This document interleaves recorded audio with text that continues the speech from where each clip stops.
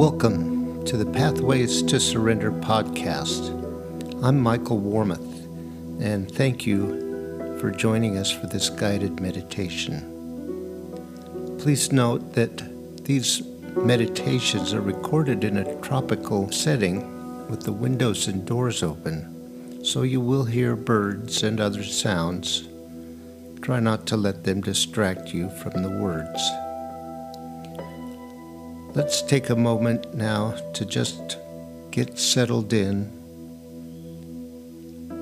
get comfortable and relaxed. Maybe close our eyes and take some breaths and just listen to the music before the meditation starts.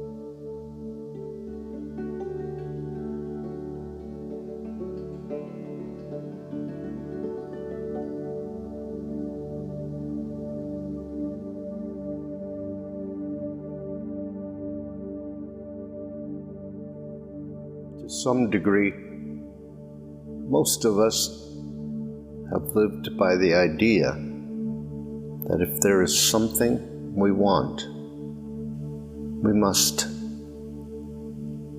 actively make it happen.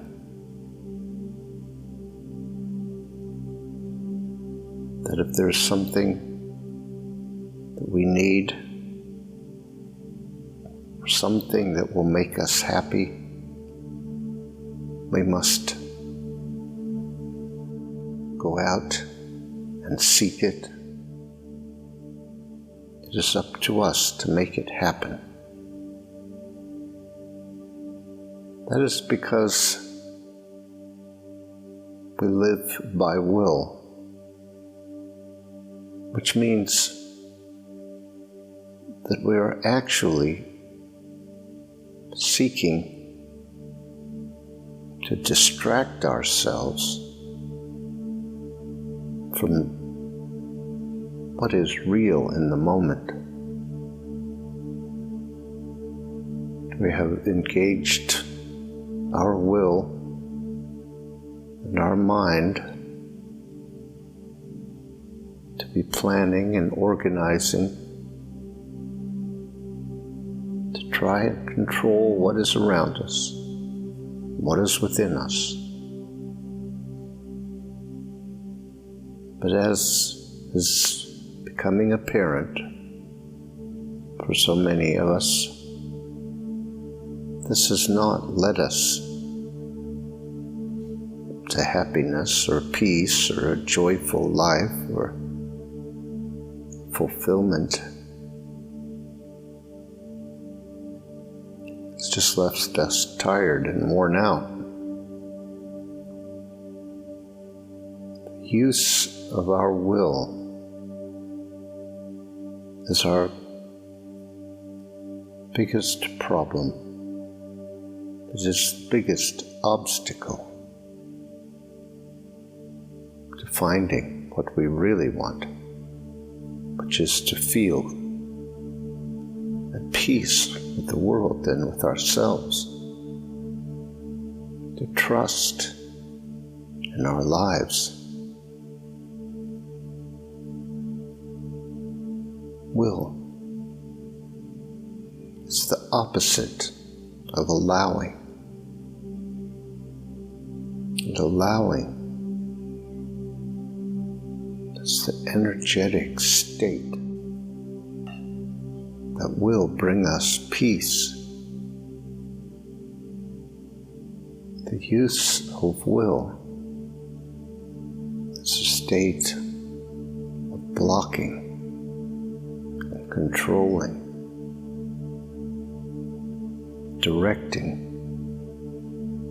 our conscious awareness away, for the most part, from the present, from reality. The use of the will requires effort, energy. It is an oppositional state. It's the opposite of flow. Our practice is to cultivate the state of allowing, to stop all the effort and use of energy to control, but to be willing to enter that state. We must feel some trust and faith that what we want and need will be available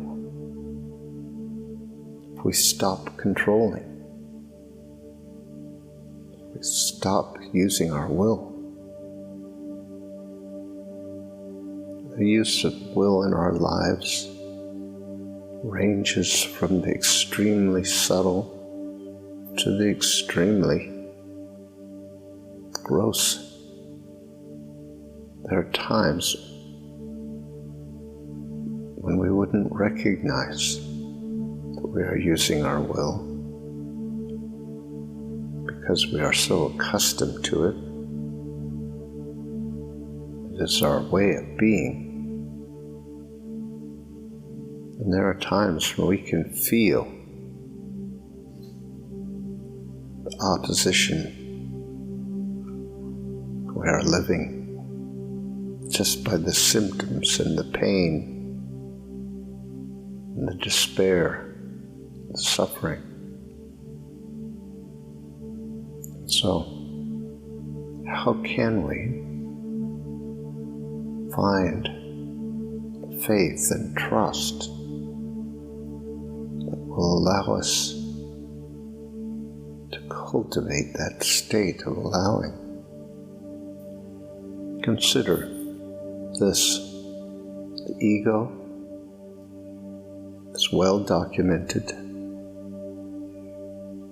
as a state of mind created in response to situations and circumstances that were overwhelming. This is known. The ego is detached from reality. The ego has a very limited ability to comprehend reality. It is also known now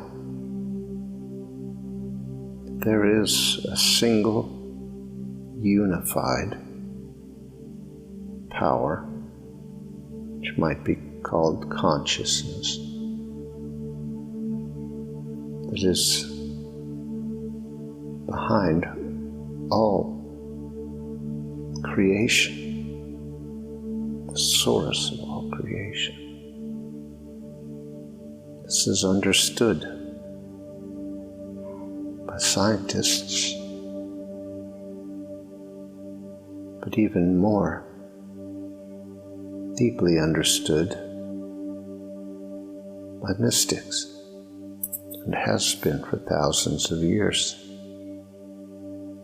When we say to ourselves that we don't know if we can trust or have faith, what is speaking is the ego, that which does not comprehend reality. So try to understand that. Just see what sense you can make of the fact that if you don't have faith and trust that there is a single unified consciousness, it's because you believe your ego, which is not connected with reality. So, one of the major components of our practice is to see through the ego, to see it for what it is, and to develop the ability to discern what is the voice of the ego and what is truth. So if we understand that the ego is not reality, does not know, cannot comprehend reality, and we see that the ego is a creation of our own mind, our own imagination, it's a desperate attempt to make some sense of overwhelming circumstances. And we can see that there must be another understanding and experience available to us. We don't have to listen to the ego. It is not a source of truth. It is not a reflection of reality. So, there must be within us a knowing of the truth, that which created the ego is not the ego. There is that within us which is not the ego and the identity. And if the ego says, I don't have faith and trust that there is a single unified power at work in my life, then we must recognize that is the way of the ego and the identity, but it is not the truth. It does not reflect reality.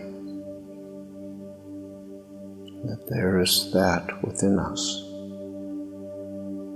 which can know the reality if we are willing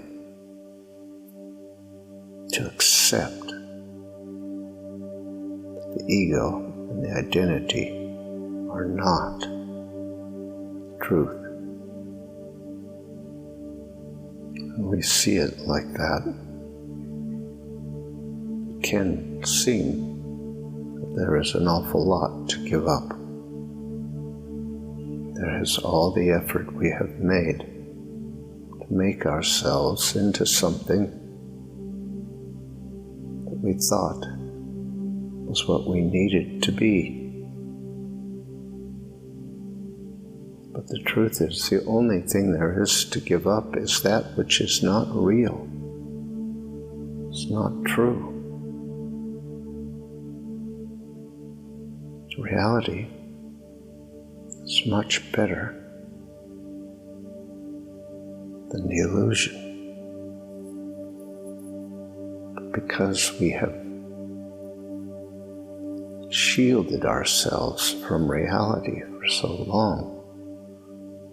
We have little tolerance for it, because reality is energy, is power,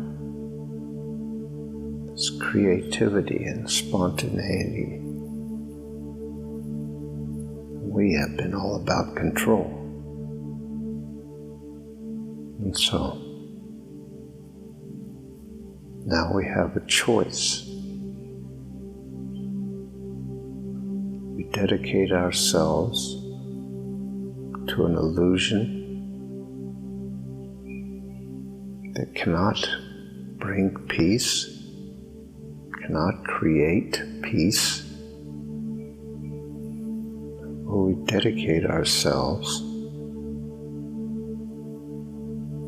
to the peace that is already real within us. Of course, at one level or another, we know all this.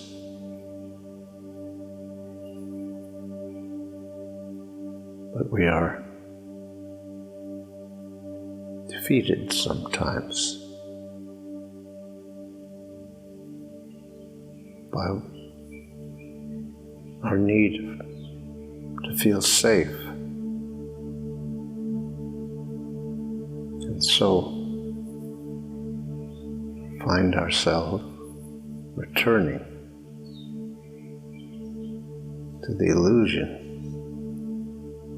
forgetting the truth. It's just not a fault. It's not wrong, and it's not bad, and it's not failure. It's the journey. It's the unwinding and unraveling. It is waking up, becoming conscious.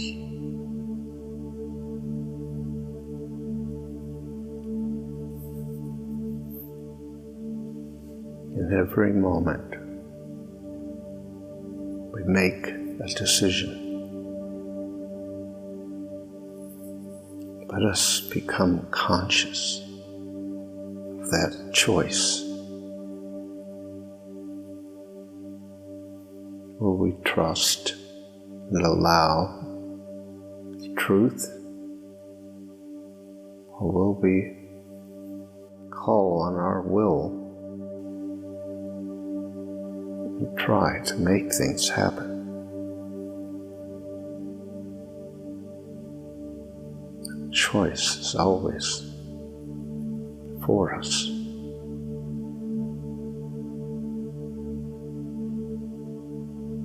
So, in this moment, now, what are you choosing?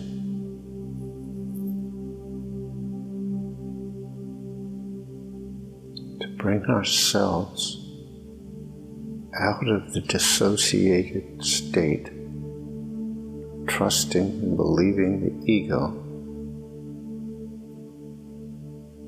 We need to use our will for a different purpose. The purpose dedicating our awareness to reality, to this moment, to what is actually real right now. Not what we think, or what we believe, but what is actually real and true in this moment. It requires dedication and devotion.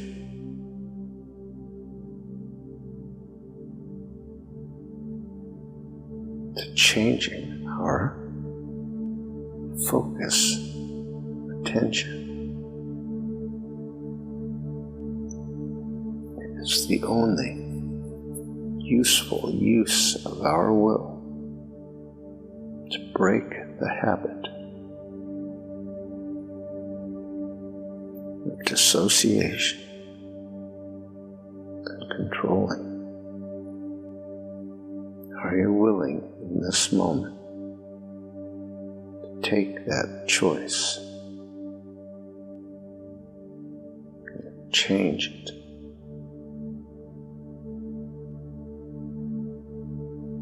Or is the ego saying you want something else? Is the ego saying you will feel better if you do this or that?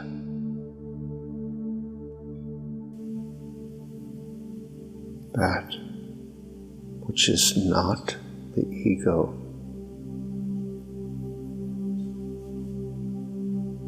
is who we are. It is available. It can become conscious of who we are. It's a much richer, deeper experience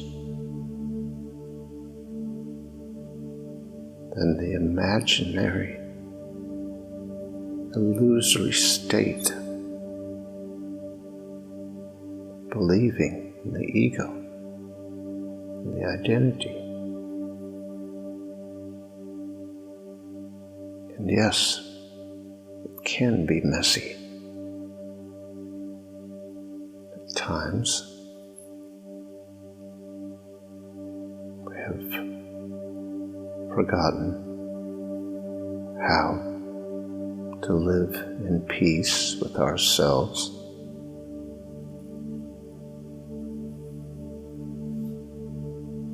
But if we determine that we will be better off, the messiness, we will begin to come to peace with ourselves.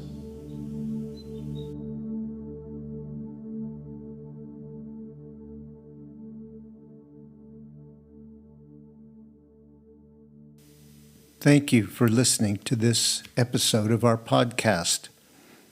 If you would like more information on these meditations and teachings, you can visit pathwaystosurrender.com. You might be interested in our other podcast, Pathways to Wholeness. These are episodes of meditative teachings designed to help us move to the next step in our journey, letting go and learning to surrender, overcoming resistance. That's Pathways to Wholeness. Look for the next episode soon. We'll be uploading them every couple of days. See you next time.